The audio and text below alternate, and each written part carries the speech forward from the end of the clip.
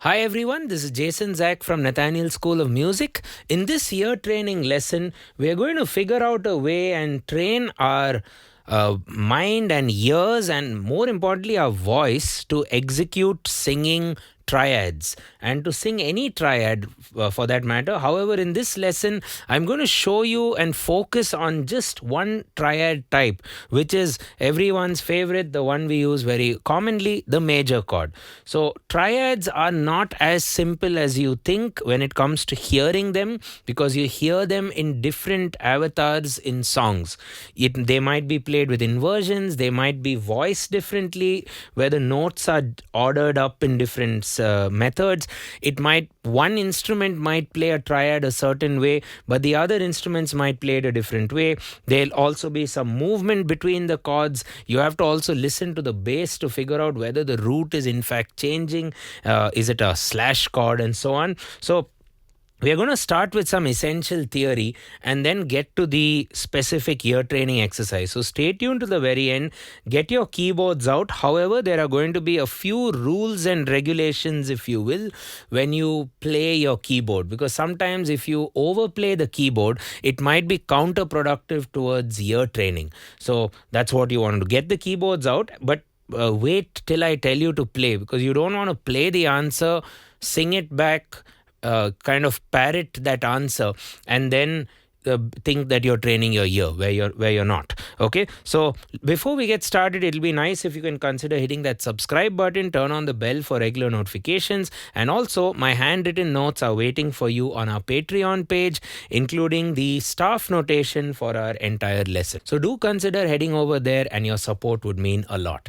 Let's get cracking. So first off, a few interesting things about triads that you might not have known already, apart from the fact that they have three notes. Tri means three, right? First off, all triads would have 3+3 shapes, closed and open voicing. So we'll first figure that out. The closed positions are generally what we call as piano inversions, what a pianist would refer to as root position, first inversion and second inversion. The open voicing, on the other hand, is something often forgotten by most musicians. It's more orchestral and spread beyond the octave. Okay, so as a case study, let's take the F major triad.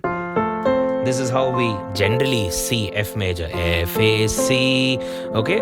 And let's do the shapes of this specific chord and play along with me just to get used to it. So, root position, how do we remember root position? Root position would be root in the bottom, in the leftmost spot. Okay, sing the root along with me, that'll help. To root F. Later on we'll sing the rest, but first hit a chord and hit A and sing F. And similarly, if you'd like, at this stage or maybe later, you can challenge yourself by just playing another random major chord in root position. 2 is the root. That's the D flat. Okay, and then maybe A, G, C. Sometimes you need to let your brain process the root and to actually remember it in the first place. You might want to sing it internally before you bring it out into the air. So if you take, let's say, ooh, B flat. Well, you know it's B flat. You're playing it. And you chose it. So, the challenge is to actually zero in on that root. Coming back to our F, F. And even if you're not a singer, there's no excuse to not do this exercise. We all have a voice. We all have this instrument with us, whether we like it or not. It's just that some people choose to do it professionally and become damn good at it.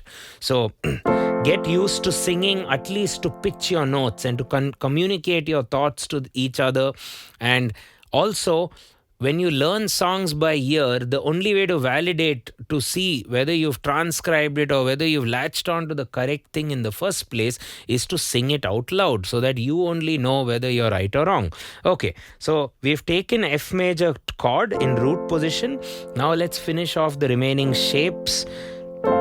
So this would be the first inversion. La, da, da, le, da, re.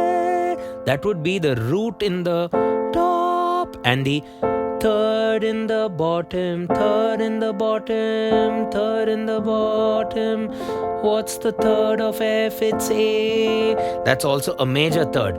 Two roots on the top. And however, the root of this actual chord is still F. So if the chord chart says F major, you'll still be playing F, or another bandmate of yours would be playing F in the bass. It's just that you have chosen to play inversions. However, if you play F major with an actual bass A to reinforce the bass note, it becomes a different chord. It becomes an F/A. You can see my video in the description where we compare slash chords versus chord inversions. That'll be good to watch after this one. So, coming back to the inversions, you have next the second inversion, which has the fifth in the bottom. Da, da, da. So C is the fifth, and A is on the top, and F is in the middle. So second inversion, the clue is the roots in the middle, the fifth is in the bottom. Okay, and there are other shapes as well. There are these open voiced or spread beyond the octave shapes. So to do that, you can just follow a trick. You can write down the notes in a circle, F, A, C. And instead of counting it as F, A, C, A, C, F, C, F, A, which is clockwise, you can go counterclockwise and you get these spread shapes. So F, C, A. So that will be spread shape 1. A, F, C. That'll be spread shape 2. And if you play it on the bottom, it's almost like an F/A. It's functioning as a slash chord to resolve to another note. So A, F, C. And then lastly, C, A, F, C, A, F. So this F major over C resolves probably to C major or C minor. So these are all the 6 piano shapes. First off, root position, first inversion, second inversion, spread shape 1 with root in the bottom, spread shape 2 with third in the bottom, spread shape 3 with 5 in the bottom. And just so you know, these spread shapes, we've covered it in an entire 5-part series which is waiting for you on our YouTube channel. Of course, you might want to subscribe, then you'll know where these things are in the first place. And we have a nice resource on our website which we are building up called our free tutorial section, which is essentially our YouTube videos, but we have tried our best to catalog them based on skill level, based on topic of interest, whether you want to learn piano, bass, a song, which song, whether you just want to learn the Beatles, let's say. So do head over to nathanielschool.com and check that out. And let us know if you like it. And now moving on, let's now study the intervals with respect to each inversion and spread shape. And then we are going to practice, of course, training our ear with them. So this is kind of a theory and a ear training lesson in one. So if you take this one, FAC, the root position, if you look at the intervals, there are always going to be 3 intervals in a 3-note chord. 3 intervals in a 3-note structure. So FAC, now F to the A would be a major third, A to the C would be a minor third, and F to the C would be a perfect fifth. So you have major third, minor third, and perfect fifth. Now will this equation stay the same if you play an inversion? In this case, the first inversion. The answer is no, not really. In fact, if you just see visually, you have a wider gap between the C and F, and you have a smaller, it's just normal, like how we did earlier. A to C is a third. Third is basically where you skip one and then go to the next. And what would this be? That would be a fourth. So you have a minor third and a perfect fourth. Minor third, perfect fourth. So your ear is processing this inversion differently. First of all, there's A in the bass. There's A, C, minor third. A, C, and then A, F. That's beyond a perfect fifth, the extreme interval. Or this one. La, da, da, da. That'll be a minor sixth. La, that'll be major. It's actually a minor sixth in a major chord. So, la, la, da, da, da, da. That's between the second and the third note. Da, da. Okay, and then coming to the second inversion. So, you have your perfect fourth, C, F, and then F, A. So that's a major third. Because of that, you widened your interval even more. Earlier in the first inversion, you have a minor sixth at the top. In the root position, you have a perfect fifth on the top. So root position, the gap, the max gap is perfect 5. First inversion, the max gap is a minor sixth, which is, could also call that an augmented fifth, depending on what you call it. And for a second inversion, it would be a major sixth. C, A, C, A. There we go. And now, for the second inversion, you have your F in the middle. And how are the intervals grouped? C, F, which is a perfect fourth. F, F, A, which is a major third. And C, A, which is a major sixth. Okay. So that's what you're feeling, that's what you're hearing, and that's what you should sing at the end of the day to train your ear and your voice. Okay, so work out all the inversions on the piano, and then the spread shapes also I've talked about. We'll come to that, but the spread shapes are going to be intervallically a lot more wider. So if you take this one, it's a perfect fifth and a major sixth. F to C, perfect fifth. C to A, major sixth. And if you take the next spread shape, A, F, minor sixth and a perfect fifth. Then the next spread shape, major sixth and then minor sixth. So major sixth, and then from here minor sixth. Okay, so it's getting wider and wider even there. See, P5 meets major sixth, then minor sixth meets P5, and then major sixth meets minor sixth. So it's just getting wider and wider as your shapes change. So the widest shape, if you do close position as well as open position, would be the shape starting on the C or the fifth. The next greater would be starting on the third, which is A. And the shortest or the smallest shape or the closest shape would be even something you can kind of play with one hand, but as you go forward, it's very tough to even play it with one hand. You'll need two hands on the piano. Okay, so now getting to the ear training part of the lesson. General rules while training our ear to prepare for what you could call clever singing. And I'll do this in different levels based on where you stand at the moment, which I don't know. I can't see you or hear you at the moment. Level 1 would be play triads on the piano always as blocks. Don't isolate the notes. So don't ever do.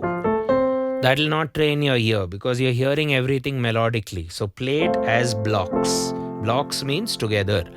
Next level, if you feel this is easy, don't play the whole triad on the piano. Instead, play only the root or your reference interval. So your options are root, third and fifth, right? So play just the root. And you have to guess or sing or deliver all the other notes. Then you play the third and you have to figure out the rest. And fifth, and you have to figure out the rest. That's the next level. And the level 3 would be no piano at all, just your voice. So do do do do do do. Of course, you can start with a hint of the reference, maybe play a note and then go out in the balcony or wherever and try to figure it out without the piano. And maybe use a tuner app, like a guitar tuning tool, to just see if you're kind of in pitch, if you're in the zone of the F or A or the C. Okay. And the final kind of unwritten rule while training your ear is to play and then sing. Don't sing instantly while you play, because you'll never know whether you're right or wrong. So play the thing, process, think what you have to do, sing it inside, wait a bit, and then sing it out. Okay, now coming to the ear training exercise, which would basically be to sing the chord in this specific order: 1, 3, 1, 5, or the first note, the third note, then come back to the first note, and then the fifth note. So, you can even do 1, 3, 3, 5, but just for an exercise to keep it clear, 1, 3, 1, 5, and you can use the swaras sa, ga, and pa for accuracy. So sa would be the root note of the chord, ga would be the third note, pa would be the fifth. So if you change this to inversion, it's not going to be sa, ga, pa, it'll be ga, pa, sa. And if you do here, it'll be pa, sa, ga. And if you do the spread shape, sa, pa, ga, that'll be ga, sa, pa. And then it'll be pa, ga, sa, pa, ga, sa. Okay, and then start from the root and then go to the thirds of the chords, which will be slightly trickier, and do the fifths. And of course, the ultimate challenge is going to be spread chords, which we'll get into last at the end. So stay tuned. So first off, let's sing the chord in order using all our 3 closed shapes or piano inversions. La da, la da. That'll be sa, ga, sa, pa. Sa, ga, sa, pa. I'm just moving my head to visualize. I don't do this when I practice. I'm just hoping to tell you the pitch movement. So sa, ga, sa, pa. Sa, ga, sa, pa. Sing it with me. Sa, ga, sa, pa. Only you. Nice. And then what you're doing is la, da, da, da, la, da, da, da. And then you can kind of check your answer only once you feel you've nailed it, or once you feel you've submitted your answer script for evaluation. And the next thing would be get to your first inversion, and theoretically it's going to be ga, pa, ga, sa. Sa is on the top, remember, first inversion. So ga, pa, ga, sa, ga, pa, ga, sa, ga, pa, ga, sa. If it's too high for you, ga, pa, ga, sa. Sing slowly. Ga, pa, ga, sa. Only you.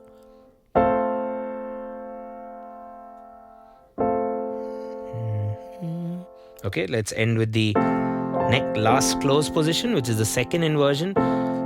Pa, sa, ga, pa, sa, ga. Okay, so pa, sa, pa, ga, pa, sa, pa, ga, pa, sa, pa, ga.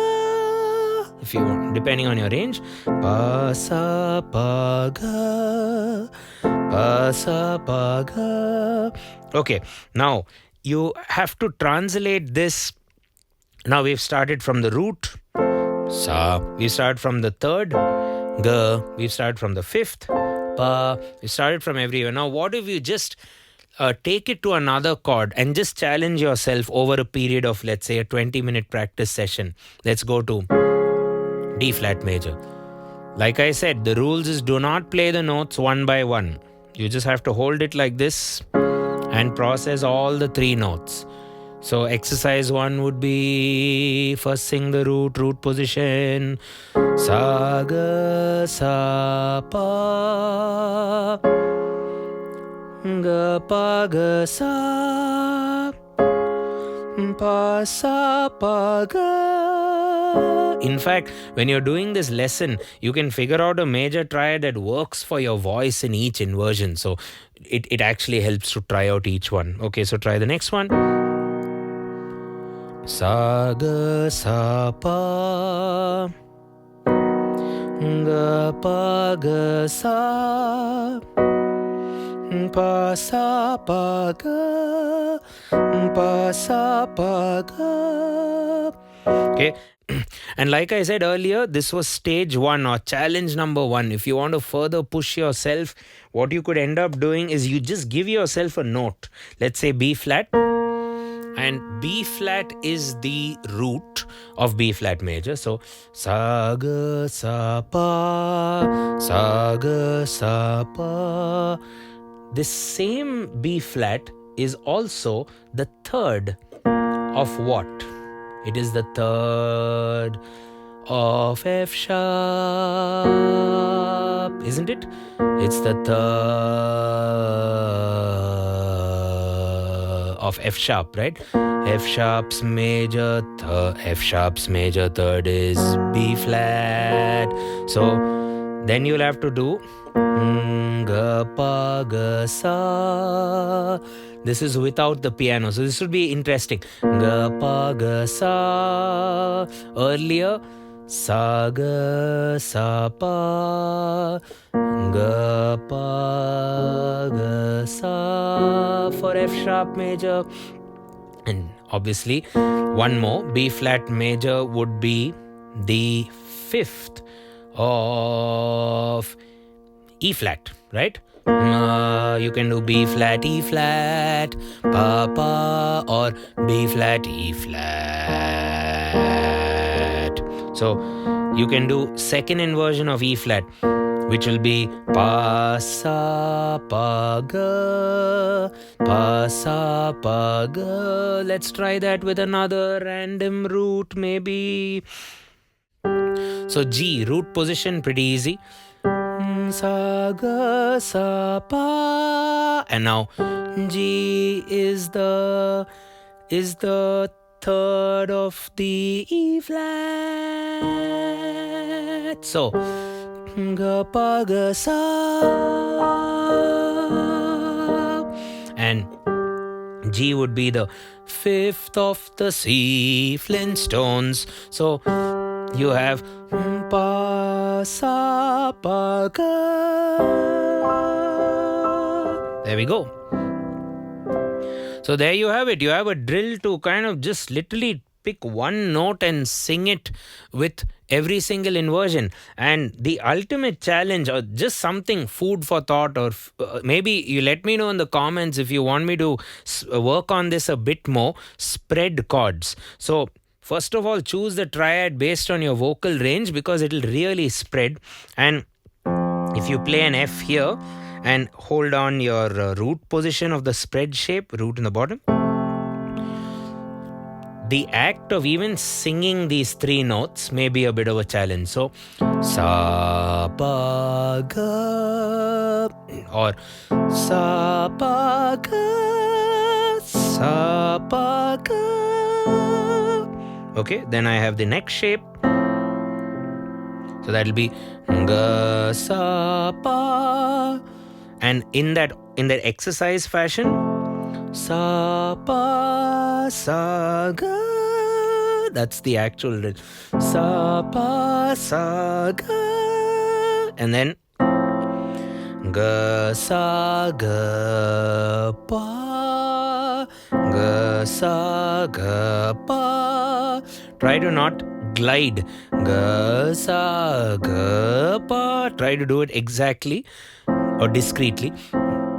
Ga sa ga pa, and then finally pa ga pa sa, pa ga pa sa, Okay, of course, it might be out of your range depending on you as a person. So you need to figure out which chord will allow you to practice spread shapes. Okay, so in summary, basically, we took one chord for this whole lesson, F major, pretty much. 6 shapes, theoretically speaking, 3 closed piano shapes and 3 spread open voiced shapes, which are beyond the octave. And what was our drill? Basically, sing the first note in the order, then the third note or the next one, 1 3 1 5, or first note, second note, first note, third note. And what are the orders of the notes based on the inversions? Use sa, ga, pa for note accuracy. You can even do a do, mi, so. Do, re, mi, fa, so. So do could be the 1, mi would be the 3, and so could be the the perfect fifth in that case, right? And you're jumbling the notes. You have different challenges. One with piano only playing the block chords. The other is you just give yourself a single note, sing the answer. And last but not least, you have nothing. You don't play anything. You just go for it. Pick a random note like G or C or whatever, or use a pitch app and then figure it out. Okay. Now, if you'd like to improve your ear training and music theory, we always recommend to do it together, because both are interrelated. If you want to hear something, you have to know it to hear it. In fact, I've done a few tips on how ear training and music theory should be studied. Check out the video in the description. Also, if you'd like a structured approach, you can consider our video courses on nathanielschool.com, or you can learn in person with people like me, where you'll have a live lesson, you'll have a song playing, and you'll have to figure out all the ingredients of the song, from the chord structure, the scale, the key, the rhythm pattern, whatever we have to transcribe, we will do it. And by doing it, we become better musicians and more capable to play our instrument. Okay, thanks a ton for watching the video. Don't forget to hit that subscribe and turn on the bell for regular notifications, and support us on Patreon, where you'll get notes, notation, and a lot more. Thanks a ton. Cheers.